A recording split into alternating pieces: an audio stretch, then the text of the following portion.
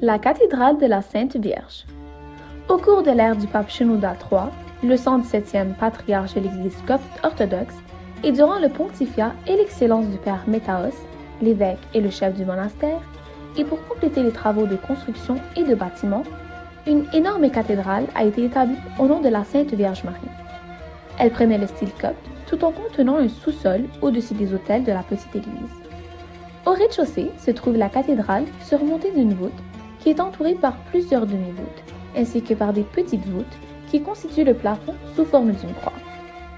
Devant la cathédrale se trouve une cour inabritée qui est entourée d'un passage de 3 côtés qui sont couverts par des voûtes construites de briques rouges non évidées.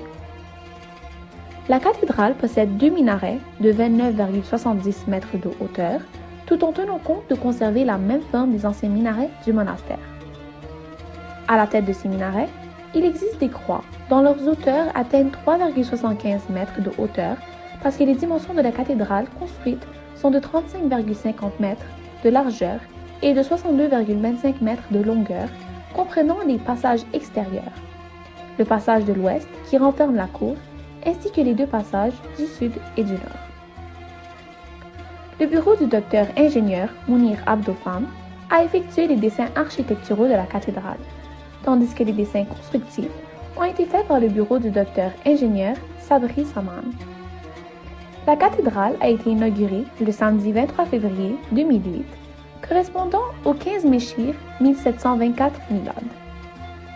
La direction et le suivi des stages constructifs, dès les fondations jusqu'à l'achèvement des minarets et de la croix, ont été effectués par l'ingénieur consultant Médelon Mina Médelon et l'ingénieur Théodore Nassif Morcos. Les pas et stages de l'exécution constructive ont été faits par la société NCC, qui est la compagnie nationale de construction, qui est représentée par l'ingénieur Tarek Samir Wakim et M. Shenouda Ekladios, qui a commencé en 2005 à construire les fondements normaux et concrètes, les longues grines, les piliers, ainsi que les plafonds du sous-sol et du baptistère.